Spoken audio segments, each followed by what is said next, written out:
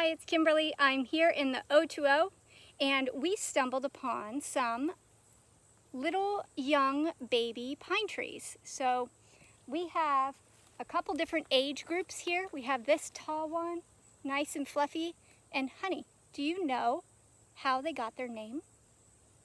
Come show us.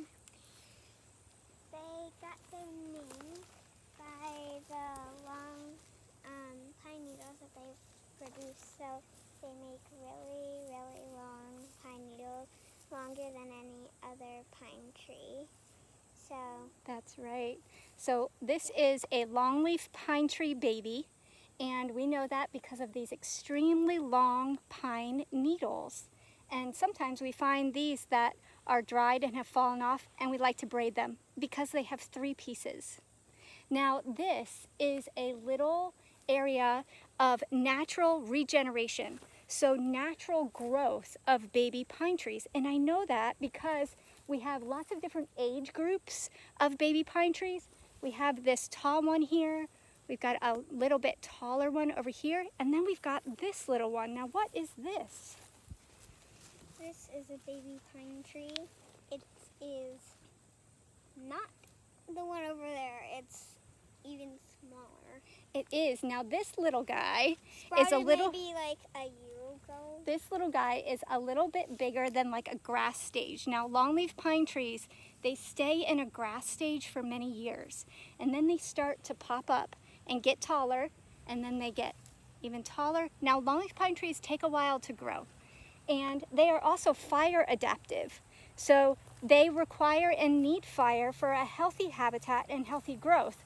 We have this big pine tree here next to me, and it has some evidence of awesome fire management. So you can see this dark bark. Now longleaf pine trees are adapted to fire. They need fire. They need fire for that cone to open and germinate. Their bark is so thick that it is a protective layer as the fire comes in. So the fire comes in and it hits the bark. The bark can flake off if needed. If it's hot, it protects the inside of the tree. And the tree also continues to grow tall, tall, tall, tall, tall, and it drops the lower branches as it gets taller and taller. And that helps to have it be fire adaptive as well. So now you know a little more about longleaf pine trees.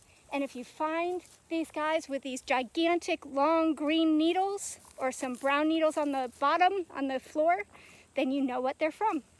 Oh, here is one of the pine cones as well. So these would hold the longleaf pine seeds as they drop. The fire would heat them up, they would pop open, the seeds would go out, or the sun would dry them up and they would pop open, and the seeds would land on the ground and regenerate later on.